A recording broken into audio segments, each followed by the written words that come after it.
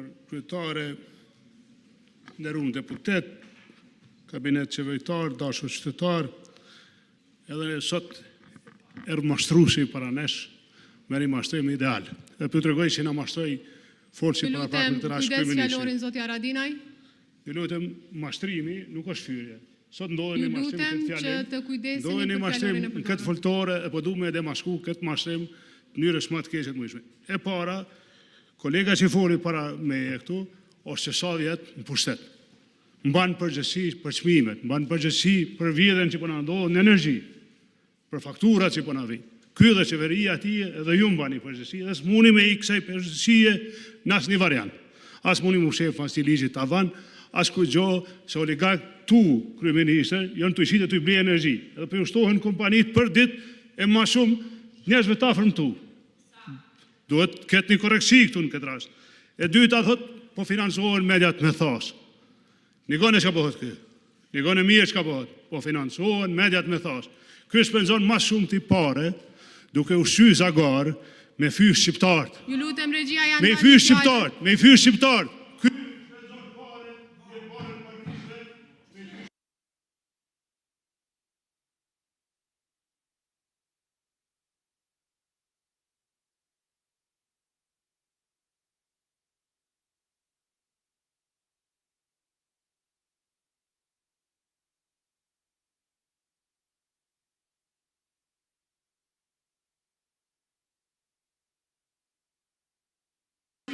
Kur deputeti ose antari i qeverisë përdor gjuhë parlamentare me sjelljen e tij pengon zhvillimin e seancës plenare ose cenon rregullin e seancës, kryesuesi i seancës plenare jep vërejtje duke deklaruar se është duke përdorur gjuhë jo parlamentare. Zoti Haradinaj, ju lutem ulu në vendin tuaj.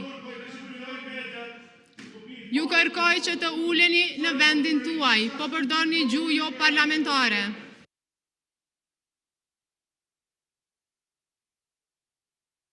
Ju lutem që të uleni në vendin tuaj, zoti Haradinaj.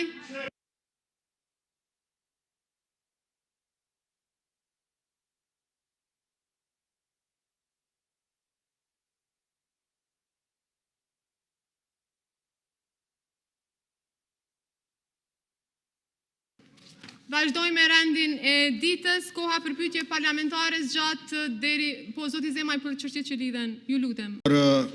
Nën kryetar Gola, të nderuar deputet të kuvendit, të nderuar ministrat të qeverisë, të dashur qytetarë të Republikës, mirë se e gjejmë njëri tjetrin në seanca plenare të kuvendit të Republikës sërish, në rikthimin e shtëpisë së demokracisë, pothuajse një muaj pas dekretit të presidentes për shpërndarjen e tij. Dekreti i lëshuar ishte në shpërputhje me Kushtetutën e Republikës Kosovës dhe ka krijuar një situatë e cila kërkon qartësi jo konfuzion, e cila kërkon përgjegjësi jo shmangje. Gjykata kushtetuese ka folur për natyrën e Republikës sonë demokratike parlamentare dhe për kufit që kushtetuta i vendos çdo institucioni. Në këtë rend, shpërndarja e kuvendit nuk është instrument për të tejkaluar vështirësi politike dhe mbi të gjitha është vërtetuar e dëshmuar edhe nga gjykata kushtetuese tani që presidenti nuk mund të shpërndajë vullnetin e popullit as nën presion të afateve e të paqartësive kushtetuese. Vullneti i popullit nuk anulohet me dekrete dhe rrjedhimisht as nuk shpërndahet. Tani pas qartësimit dhe vërtetimit të kësaj vërtete të pamohueshme, sot nuk kemi një boshllëk institucional përpara nesh, por kemi një detyrë të qartë. Kuvendi është funksional dhe i kthehet punës tij. Mandati i deputetëve është i gjallë dhe përgjegjësia ndaj proceseve politikave publike është edhe më e madhe. Afatet kushtetuese janë në rrjedhë, shteti nuk ka ndalur së vepruari dhe nuk ka asnjë arsye që ne ta ndalim atë. Përkundrazi, çdo përpjekje për ta ndërprerë këtë funksionim do të ishte jo vetëm politikisht e gabuar, por edhe një president që cënon vetë idenë e ndarjes dhe balancës së pushteteve. Demokracia nuk mbahet në këmbë e nuk avancon përpara, duke bllokuar punën dhe funksionin e njëra tjetrës, por duke respektuar çdo pushtet tjetër brenda kufive të përcaktuar nga vetë kushtetuta. Kjo nuk është asnjë çështje abstrakte apo debat teorik. Vazhdimi i punës së institucioneve tona është më konkret se kurrë, por njëkohësisht edhe më i nevojshëm se asnjëherë më parë. Pra rruga para nesh nuk duhet të jenë pengesat, inatet apo refuzimet për të ecur përpara, por çka pritet prej nesh është miratimi i marrëveshjeve ndërkombëtare, agjenda legjislative që përmirësojnë përditshmërinë e qytetarëve pa dallim, politika publike në dobi të brezave që vinë e që kërkojnë konsistencë dhe siguri juridike. Dhe të gjitha këto nuk mund të mbahen peng të një krize të prodhuar politikisht. Vullneti i popullit të shprehur me 28 dhjetor në zgjedhje të lira e demokratike, tash ne duhet të flasim për vullnetin ton për të shtyer përpara punët e mira për qytetarët. Andaj duhet të kthehemi aty ku kemi mbetur dhe të vazhdojmë punën tonë me seriozitet. Qytetarët presin që ne të procedojmë sa më shpejt me byron për konfiskimin e pasurisë pa justifikueshme, sepse lufta kundër korrupsionit nuk është një kapitull që hapet dhe mbyllet sipas nevojës politike, por është një vije pa ndërprerë që ndon drejtësinë nga padrejtësia. Diçka që qytetarët pa dallim partie e kërkojnë dhe e mirëpresin. Nëse qytetarët e mirëpresin, nuk ka arsye që partitë mos ta mbështesin. Ne nuk kemi ardhur këtu për të menaxhuar një realitet deformuar, por jemi përgjegjës për ta ndryshuar pozitivisht atë. Dhe ndryshimi fillon aty ku shteti e bën të qartë se çdo cent i keq përdorur nga zyrtarët publik duhet t'i kthehet atij që i takon, pra qytetarit. Nëse qytetari i zakonshëm duhet të jap llogari për çdo cent që fiton, atëherë edhe ai që është pasuruar në mënyrë të pajustifikueshme duhet të jap përgjigje për çdo euro që ka abuzuar. Këtë nuk e bëjmë si një akt hakmarrje, por si një akt barazie, sepse një shtet që nuk i dënon të fortit e padrejt, në fakt i braktis të dobtit çdo ditë. Nëse i kërkojmë tatimin secilit që punon me djers në bollë e me mund fizik a intelektual, dhe vjen i raskapitur çdo mbrëmje, atëherë cila është arsye që të mos kërkojmë nga ata që pa asnjë përpjekje i qel mëngjesit pasuruar. Derisa presim mbështetje për ligjin për byron, pra abuzimet me fondet publike, ne gjithashtu presim mbështetje në mbrojtjen e qytetarëve nga abuzimet me çmimet e larta. Pozita dhe opozita janë dëshmitar që qytetarët tanë kanë ankesa për abuzime me çmime të larta. Atëherë, nëse pajtohemi për problemin, duhet pajtohemi edhe me zgjidhjen. Me fjalë të tjera, duhet ta rikthejmë ligjin për çmimet tavan, jo si një debat ideologjik, por si një përgjigje konkrete ndaj një realiteti që çdo familje e ndjen për ditë. Bota po kalon nga kriza në krizë, një luftë që ka nisë nuk përfundon, fillon një tjetër që as mendonim se do të nisë. Dhe nga pandemia e vitit 2020, tash te lufta në Ukrainë në vitin 2022, e së fundmi edhe kjo lufta në lindjen e mesme, ndërkohë që krizës energjetike të vitit 2022 po i shtohet edhe ajo e vitit 2026, ju e dini që secilë sfidë jemi përgjigjur me pak kohë konkrete ekonomike, me që jemi munduar që në çdo dimension mandatin e kaluar të ndihmojmë secilën kategori shoqërore. Por, sikur në secilën krizë, ju e dini të nderuar deputet që dikush zgjedh të përfitoj. Ka tregtar, bizneset mëdha që e kanë keq përdor krizën për të arritur megjithatë artificialisht çmimet. Andaj kur çmimi i produkteve bazike rritej përtej çdo logjike ekonomike, kur tregu e humb sensin e drejtësisë dhe qytetari mbetet i pambrojtur, atëherë shteti nuk mund të fshihet prapa parimeve abstrakte. Ai duhet të ndërhyjë me maturi, por edhe me vendosmëri. Sepse liria ekonomike nuk mund të kthehet në liri për të shfrytzuar dhe tregu nuk mund të jetë një hapësirë ku më i forti vendos gjithmonë mbi më të dobtin. Duhet theksuar që të njëjtën iniciativë e morëm edhe më herët për këtë, por u pat kontestuar në gjykatë kushtetuese nga opozita.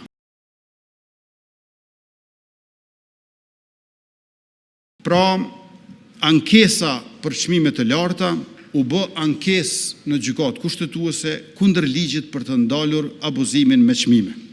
Ta shumë shpejt do risjellim këtu për ta votuar dhe presim që edhe opozita të reflektojë të na mbështesë në këtë projekt ligj, sepse ky projekt ligj i ri, por në thelb i vjetër, i mbron nga abuzimi me çmime të larta të gjithë qytetarët, pra ata që na mbështesin neve si mazhorancë, por edhe qytetarët që mbështesin PDK, LDK, AK e kështu me radhë.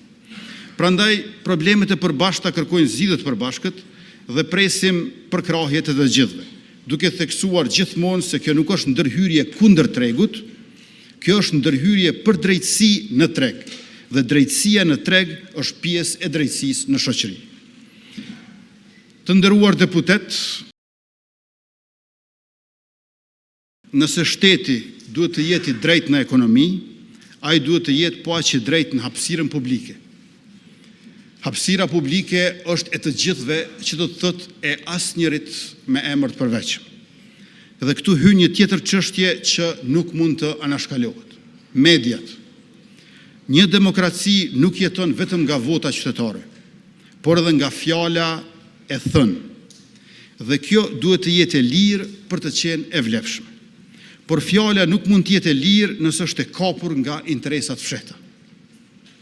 Raportimet për financime me thas parash nuk janë vetëm një problem i etikës profesionale. Ato janë një kërcënim i drejt për integritetin e debatit publik. Sepse kur paraja hyn në mënyrë të padukshme, ajo nuk blen vetëm hapësirë mediatike. Ajo blen ndikim, orienton narrativën dhe në fund deformon perceptimin e qytetarit. Një qytetar i dezinformuar nuk është qytetar i lirë.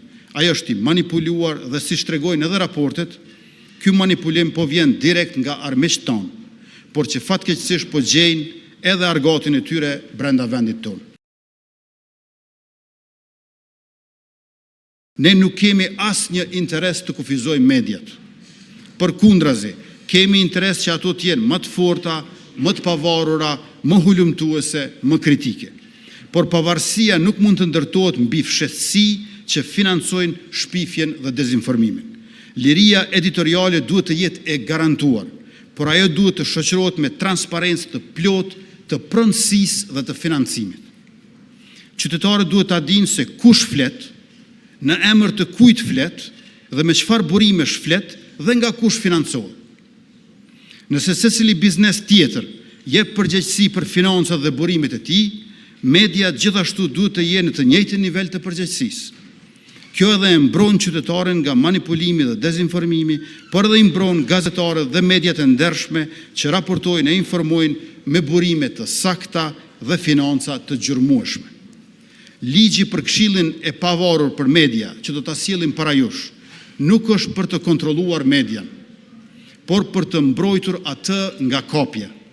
Cenzurë është pengesa e lajmit të drejtë, jo e lajmeve të pavarteta me financime të dyshimta. Dhe një demokraci që nuk e sheh këtë rrezik me kohë, rrezikon të humbas lirinë pa e kuptuar dhe me të njëjtën logjik ka vepruar edhe Bashkimi Evropian kur ka mbyllur transmetimin e portaleve dhe televizioneve ruse. Nëse në diktaturat të dikurshme kontrolloheshin rezultatet, sot nga oligarkia ka rrezik të kontrollohen premisat në mënyrë që të manipulohen rezultatet. Sot grupet e interesat nuk e prekin lirinë e shprehjes, ato kontrollojnë ekonominë e medias, ashtu që të mos ketë nevojë për ndërhyrje në lirinë e shprehjes.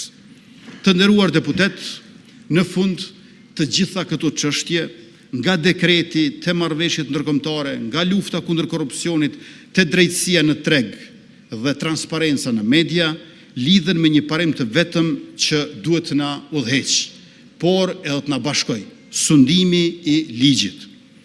Një shtet i së drejtës kërkon përgjegjësi dhe llogari. Ne do të vazhdojmë punën tonë që Republika jone përbashkët të jetë shembull për qytetarët pa dallim dhe model për rajonin e Ballkanit Perëndimor. Populli ynë ka vuajtur shumë nga padrejtësitë të huajve dhe prandaj kërkon llogari e drejtësi nga përfaqësuesit e vet. Kuvendja është shtëpia ku shtyhen politika që kërkojnë përgjegjësi nga ata që kanë abuzuar me fonde publike, ku vihen standarde për fjalën publike, ku mbështeten marrëveshjet ndërkombëtare dhe kërkohet përgjegjësi për ata që abuzojnë me lirinë e shprehjes, si dhe përkrahen iniciativa që i mbrojnë qytetarët nga abuzimi me çmime të larta. Kjo është detyrë e gjithë neve dhe prandaj duhet edhe mbështetje e të gjithëve bashkë. Këto iniciativa do të jenë të gjitha shumë shpejt para jush, prandaj edhe presim që ti adresoni, diskutoni, procedoni, miratoni sa më shpejt. Prandaj sot nuk e kemi luksin e vonesës, nuk e kemi luksin e blokadës dhe nuk kemi nevojë për zgjedhje të reja, të sërishme si ikje nga përgjegjësia që na takon. Kosovën, institucionet e saj legjitime, me vullnet të shprehur rishtazje qartësisht nga qytetarët, duhet të lënë të punoj. Ka pasur mjaftueshëm zgjedhje e rizgjedhje dhe qytetarët kanë folur mjaftueshëm. Tani na duhet të punojmë sa më shumë që të mundemi bashkë e jo të kemi blokada të reja që nuk e lën vitin e vjetër të jetë kaluar. Blokadat, grackat, kleçkat, taktikat nuk janë mendësi e zhvillimit, por e ngecjes. Është koha që të ecim përpara dhe të jemi në krye të detyrës, veçanërisht në këto rrethona jo të lehta globale. Ju falenderoj.